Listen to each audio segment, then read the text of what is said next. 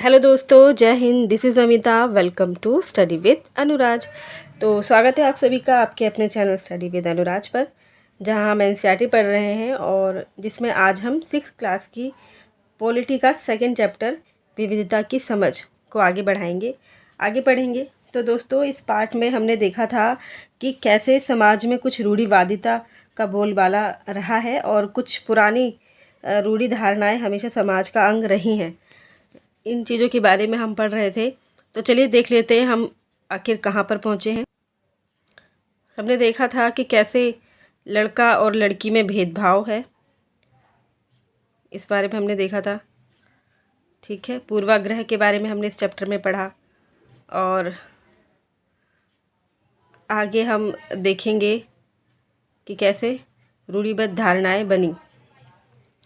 तो हमने जैसे जैसे बच्चे बड़े होते जाते हैं वे विश्वास करने लगते हैं कि लड़के रोते नहीं।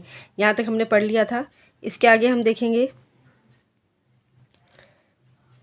यहाँ तक कि अगर किसी लड़के को रोना आए भी तो वह अपने आप को रोक लेता है ना।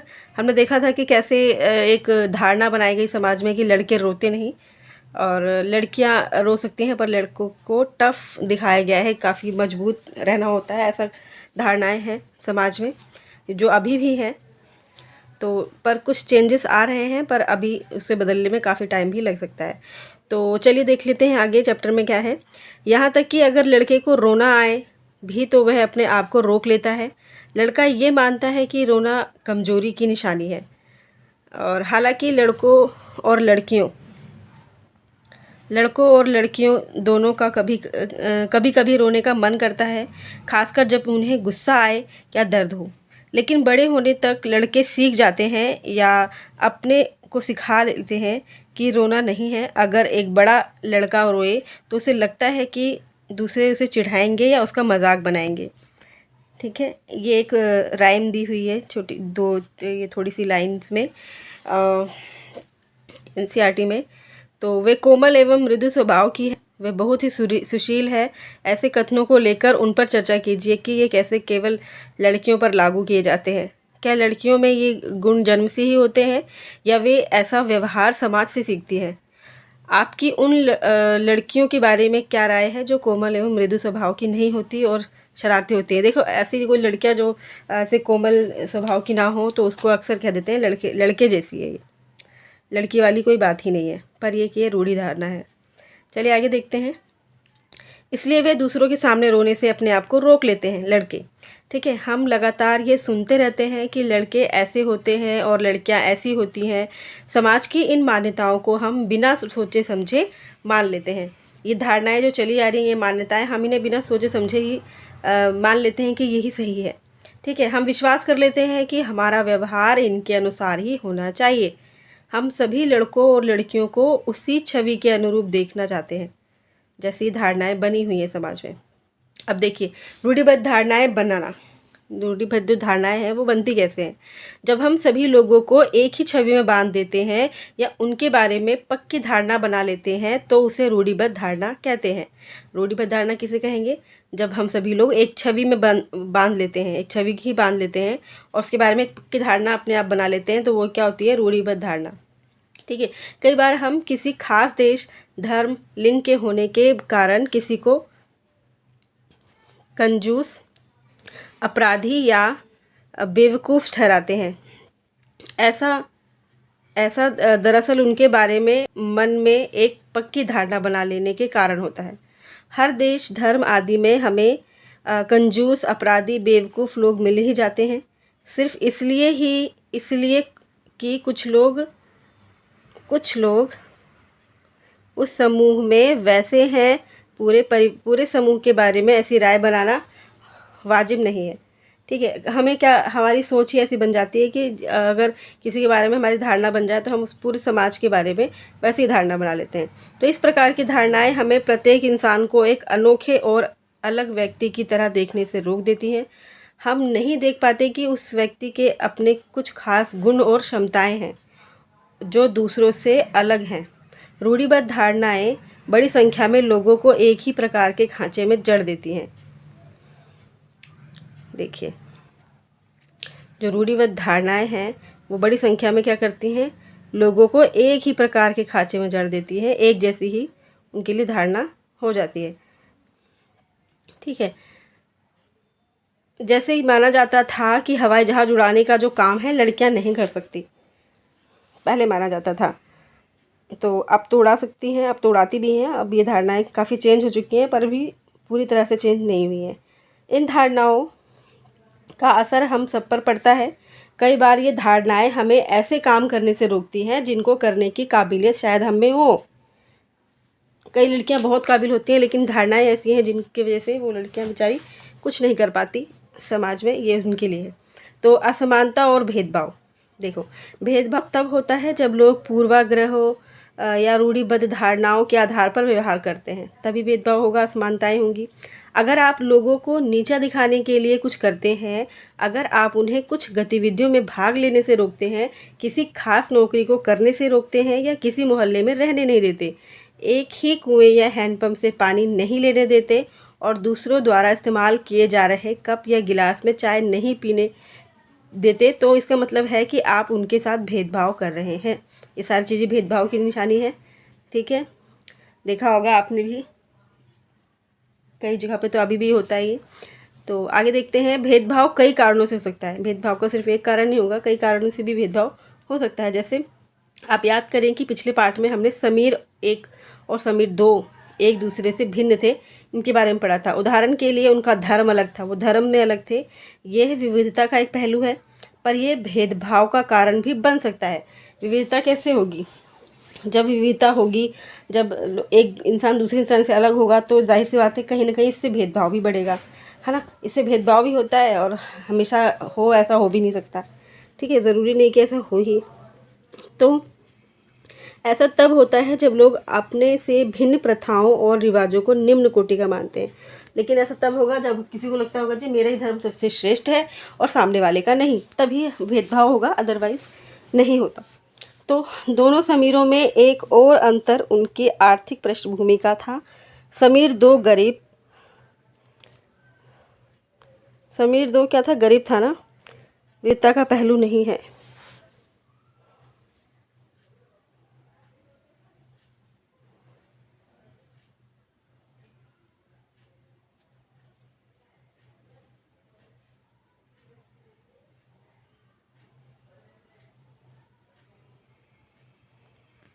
विविधता का पहलू नहीं है, ये तो असमानता है।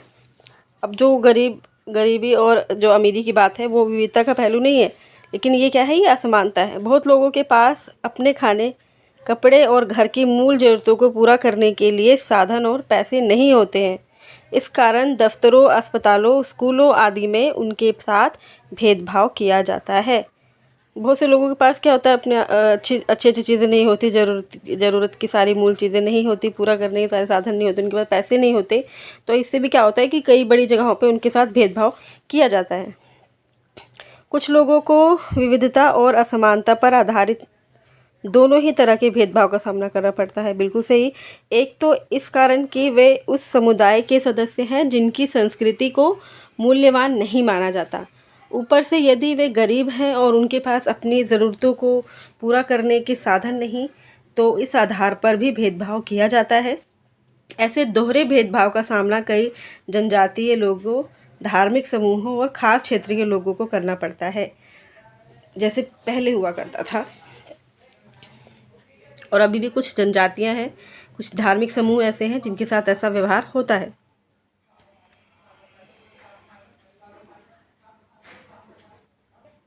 ठीक है, आगे देखते हैं।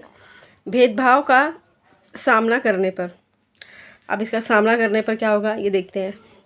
अपनी आजीविका चलाने के लिए लोग अलग अलग तरह के काम करते हैं, जैसे पढ़ाना, बर्तन बनाना, मछली पकड़ना, बढ़ईगिरी, खेती एवं बुनाई इत्यादि।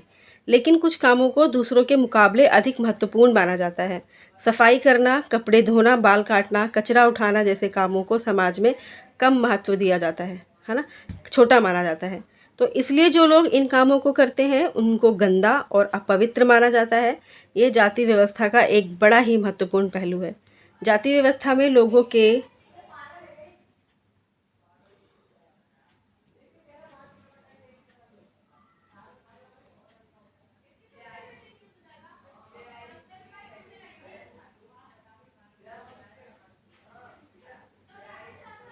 लोगों के समूह को एक तरह की सीढ़ी के रूप में रखा गया। अब जाति व्यवस्था में क्या था, लोगों का जो समूह था उसको एक सीढ़ी के रूप में रखा गया, जिसमें एक जाति दूसरी जाति के ऊपर या नीचे थी। ठीक है, जिन्होंने अपने आप को इस सीढ़ी में सबसे ऊपर रखा, उन्होंने अपने को ऊंची जाति का और उत्कृष्ट कहा। जिन समूहों को इस सीढ़ी के तले में रखा गया उनको अछूत और अयोग्य कहा गया। ये आप जानते हैं, हिस्ट्री में आपने पढ़ा भी होगा कि जो सबसे नीची कास्ट के लोग हैं उनको अछूत पहले माना जाता था, और जो सबसे ऊपर कास्ट के ब्राह्मण वगैरह थे उनको ही सबसे उच्च दर्जे का माना गया था। ठीक है, जाति प्रथा के नियम एकदम निश्चित थे। इन अछूतों को दिए गए काम के अलावा और कोई काम करने की इजाज़त नहीं थी। इनको इजाज़त नहीं थी कि अपने मन की पसंद का काम कर सके। इनको जो काम दिया जाए ये वही काम कर सकते थे। तो उदाहरण के लिए कुछ समूहों को सिर्फ कचरा उठाने और मरे हुए जानवरों को गांव से हटाने की इजाज़त थी। कुछ समूहों को जानवरों को, है ना, यहाँ पे जो मरे हुए जानवर वगैरह थे उनको हटाने की और कचरा वगैरह उठाने की उनको इजाज़त थी। उन्हें ऊंची जाति के लोगों के घर में घुसने, गांव के कुएं से पानी लेने या और यहाँ तक कि मंदिर में घुसने की भी इजाज़त नहीं थी। ठीक है, उनके बच्चे दूसरी जाति के बच्चों के साथ स्कूल में बैठ नहीं सकते थे। इस तरह ऊंची जाति के लोगों को जो अधिकार हासिल था उससे उन्होंने तथाकथित अछूतों को वंचित रखा। अब ये जाति व्यवस्था जो बनी थी पहले, जिनके लिए B.R. अम्बेडकर जी ने काफ़ी काम किया, इसके बारे में आप थोड़ा बहुत तो जानते ही होंगे। ये भेदभाव उसके ऊपर ही है। ठीक है, अब एक ये छोटे से पॉइंट है, देख लेते हैं। रूढ़िबद्ध धारणाओं एवं भेदभाव में अंतर। रूढ़िबद्ध धारणाएं पुरानी धारणाएं हैं जो कि गलत हैं, लेकिन हम उसको फिर भी चलाते हैं। और भेदभाव क्या था, जो जाति व्यवस्था में थी। ठीक है, आपके अनुसार जिस व्यक्ति के साथ भेदभाव होता है उसे कैसा महसूस होता है, ये देखिए आप समझ सकते हैं अपने पर लेके। अगले पृष्ठ पर हम ये देखेंगे कि कैसे भारत की एक मशहूर हस्ती को भेदभाव का सामना करना पड़ा था। ये भाग हमें ये समझने में मदद करेगा कि कैसे जाति के तहत बहुत बड़ी संख्या में लोग भेदभाव का शिकार हुए। भारत के एक महान नेता थे डॉक्टर B.R. अम्बेडकर। जाति व्यवस्था पर आधारित भेदभाव के अपने अनुभवों के बारे में लिखा। उन्होंने लिखा है, यह अनुभव उनको 1901 में हुआ था जब वे केवल 9 साल के थे। 1901 में इन्होंने ये फील किया जब वो केवल कितने साल के थे, केवल 9 वर्ष के थे। वे महाराष्ट्र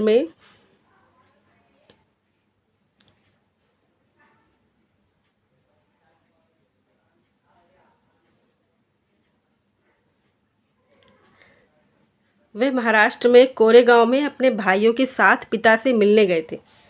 कोरेगांव में गए थे अपने पिता के साथ, अपने भाइयों के साथ अपने पिता से मिलने गए थे। बड़ी देर हमने इंतज़ार किया पर कोई नहीं आया। 1 घंटा बीत गया तो स्टेशन मास्टर पूछने आ गए। उन्होंने हमसे हमारे टिकट मांगे जो हमने दिखा दिए। उन्होंने पूछा कि हम वहाँ क्यों रुके हुए थे। हमने बताया कि हमें कोरेगांव जाना था और हम पिताजी या उनके नौकर के आने का इंतज़ार कर रहे थे, लेकिन दोनों में से कोई भी नहीं पहुँच पाया था और हमें पता नहीं था कि कोरेगांव कैसे पहुँचते हैं। हमने बहुत अच्छे कपड़े पहन रखे थे। हमारे कपड़ों और बोली से कोई भी ये अंदाज़ा नहीं लगा सकता था कि हम अछूतों के बच्चे थे। निश्चय ही स्टेशन मास्टर को ये लगा कि हम ब्राह्मण बच्चे हैं, है ना, और वे हमारी मुश्किल को देखकर बड़े परेशान हुए, जैसा कि हिंदुओं में होता ही है। स्टेशन मास्टर ने हमसे पूछा कि हम कौन हैं। बिना एक पल भी सोचे मेरे मुंह से निकल गया कि हम महार हैं। बम्बई प्रांत में महार समुदाय को अछूत माना जाता था। उनको एकदम से धक्का लगा, वे भौचक्के रह गए। उनके चेहरे पर अचानक परिवर्तन हुआ। हमने देख लिया कि एक अजीब सी घृणा की भावना उन पर हावी हो गई थी। उन्होंने जैसे ही मेरा जवाब सुना वे अपने कमरे में वापस चले गए और हम वहीं के वहीं खड़े रह गए। 15-20 मिनट बीत गए। सूरज बिल्कुल छिप सा गया। ठीक है, और पिताजी आए नहीं थे और ना ही उनका नौकर, और अब स्टेशन मास्टर भी हम छोड़कर चले गए थे। हम काफ़ी घबराए हुए थे। यात्रा के शुरू में जो खुशी और उत्साह की भावना थी उसकी जगह अब अत्यधिक उदासी ने ले ली थी। आधे घंटे बाद स्टेशन मास्टर लौट कर आए तो पूछा कि हम क्या करने की सोच रहे हैं। हमने कहा कि अगर हमें किराए पर एक बैलगाड़ी मिल जाती तो हम कोरेगांव जा सकते थे। अगर कोरेगांव ज़्यादा दूर नहीं हो तो हम फ़ौरन निकलना चाहते थे। वहाँ किराए पर कई बैलगाड़ियाँ चल रही थी, लेकिन मैंने स्टेशन मास्टर को जो जवाब दिया था कि हम महार हैं, उनका पता सबको चल गया था। कोई भी गाड़ीवान अछूत वर्ग की सवारी को ले जाकर अपने आप को गंदा और नीचा नहीं बनाना चाहता था। हम दुगुना किराया देने को तैयार थे, पर हमें एहसास हुआ कि बात पैसे से नहीं बन सकती थी। स्टेशन मास्टर जो हमारे लिए गाड़ी वालों से मोल तोल कर रहे थे, चुपचाप खड़े हो गए। समझ नहीं आ रहा था कि क्या करें। अब ये कहाँ से लिया गया है? ये स्रोत है डॉक्टर बी आर अम्बेडकर के राइटिंग एंड स्पीचेज खंड 12 संपादन वसंत मोहन बम्बई शिक्षा विभाग महाराष्ट्र सरकार के एक लेख से लिया गया है। ये है जाति प्रथा के बारे में। आगे देखते हैं। कल्पना करके देखिए कि ये कितना मुश्किल होगा अगर लोगों को एक जगह से दूसरी जगह जाने ना दिया जाए। ये कितना अपमानजनक और दुखदाई होगा अगर लोग आपसे दूर दूर रहें, आपको छूने से मना करें और आपको पानी ना पीने दें। ये छोटी सी घटना दिखाती है कि कैसे गाड़ी से एक से दूसरी जगह जाने के साधारण काम की सुविधा भी इन बच्चों के पास नहीं थी, जबकि वे पैसा दे सकते थे। स्टेशन मास्टर के सभी गाड़ी वालों ने बच्चों को ले जाने से मना कर दिया। उन्होंने बच्चों के साथ भेदभाव भरा व्यवहार किया। इस कहानी से ये बिल्कुल साफ है कि जाति पर आधारित भेदभाव न केवल दलितों को कई गतिविधियों से वंचित रखता है, बल्कि वह उन्हें आदर और सम्मान भी नहीं मिलने देता जो दूसरों को मिलता है। ठीक है, अब समानता के लिए संघर्ष। ब्रिटिश शासन से आज़ादी पाने के लिए जो संघर्ष किया था, उसमें समानता के व्यवहार के लिए किया गया संघर्ष भी शामिल था। दलितों, औरतों, जनजातीय लोगों और किसानों ने अपने जीवन में जिस गैर बराबरी का अनुभव किया, उसके खिलाफ उन्होंने लड़ाई लड़ी। ठीक है, जैसा कि पहले भी बात हुई, बहुत सारे दलितों ने संगठित होकर मंदिर में प्रवेश पाने के लिए संघर्ष किया। महिलाओं ने मांग की कि जैसे पुरुषों के पास शिक्षा का अधिकार है, वैसे उन्हें भी अधिकार मिले। किसानों और दलितों ने अपने आप को ज़मींदारों और उनकी ऊंची ब्याज की दर से छुटकारा दिलाने के लिए संघर्ष किया। 1947 में भारत जब आज़ाद हुआ और एक राष्ट्र बना, तो हमारे नेताओं ने समाज में व्याप्त कई तरह की असमानताओं पर विचार किया। संविधान को लिखने वाले लोग भी इस बात से अवगत थे कि हमारे समाज में कैसे भेदभाव किया जाता है और लोगों ने उसके खिलाफ किस तरह संघर्ष किया है। कई नेता इन लड़ाइयों के हिस्सा थे, जैसे डॉक्टर अंबेडकर। इसलिए नेताओं ने संविधान में ऐसी दृष्टि और लक्ष्य रखा जिससे भारत में सभी लोगों को बराबर माना जाए। समानता को एक अहम मूल्य की तरह माना गया है जो हम सभी को एक भारतीय रूप में जोड़ती है। प्रत्येक व्यक्ति को समान अधिकार और समान अवसर प्राप्त है। अस्पृश्यता यानी छुआछूत को अपराध की तरह देखा जाता है और इसे कानूनी रूप से ख़त्म कर दिया गया है। लोग अपनी पसंद का काम चुनने के लिए बिल्कुल आज़ाद हैं। नौकरियां सभी लोगों के लिए खुली हुई हैं। इन सब के अलावा संविधान ने सरकार पर यह विशेष जिम्मेदारी डाली थी कि वह गरीबों और मुख्य धारा से अलग थलग पड़ गए समुदायों को इस समानता के अधिकार के फायदे दिलवाने के लिए विशेष कदम उठाए। हालांकि हमारे संविधान में इन विचारों पर जोर दिया गया है, पर यह पाठ इसी बात को उठाता है कि असमानता आज भी मौजूद है। समानता वह मूल्य है जिसके लिए हमें निरंतर संघर्ष करते रहना होगा। भारतीयों के लिए समानता का मूल्य वास्तविक जीवन का हिस्सा बने, सच्चाई बने। इसके लिए लोगों के संघर्ष, उनके आंदोलन और सरकार द्वारा उठाए जाने वाले कदम बहुत ज़रूरी हैं। अब देखिए, संविधान के लेखकों ने यह भी कहा कि विविधता की इज्जत करना, उसे मूल्यवान मानना समानता सुनिश्चित करने में बहुत ही महत्वपूर्ण कारक है। उन्होंने यह महसूस किया कि लोगों को अपने धर्म का पालन करने, अपनी भाषा बोलने, अपने त्यौहार मनाने और अपने आप को खुले रूप से अभिव्यक्त करने की आज़ादी होनी चाहिए। उन्होंने कहा कि कोई एक भाषा, धर्म या त्यौहार सबके लिए अनिवार्य नहीं बनना चाहिए। ठीक है,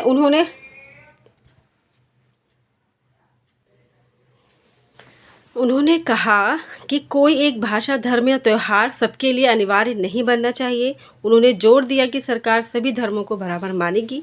इसलिए भारत एक धर्मनिरपेक्ष देश है जहां लोग बिना भेदभाव के अपने धर्म का पालन करते हैं। इसे हमारी एकता के महत्वपूर्ण कारक के रूप में देखा जाता है कि हम इकट्ठे रहते हैं और एक दूसरे की इज्जत करते हैं। ये है अब का भारत, जिसे अब संविधान लागू होने के बाद ये अस्पृश्यता ख़त्म कर दी गई है, भेदभाव ख़त्म कर दिया गया है। तो ये चैप्टर यहाँ पे फिनिश होता है और ये इसका अभ्यास प्रश्न है जिसे आप देख लेना। वैसे आप जब चैप्टर की समरी करेंगे तो आप पूरा चैप्टर कंप्लीट कर लेंगे, पर एक बार भी इस पर नज़र डाल लेना बहुत ज़रूरी है। ये रूढ़िबद्ध धारणाओं को चुनौती दे रही कुछ स्टेटमेंट्स हैं।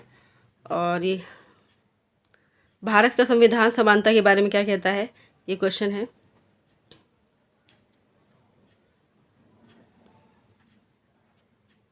ये ठीक है, कुछ एनसीईआरटी के क्वेश्चन है, इसे आप एक बार देख लेना।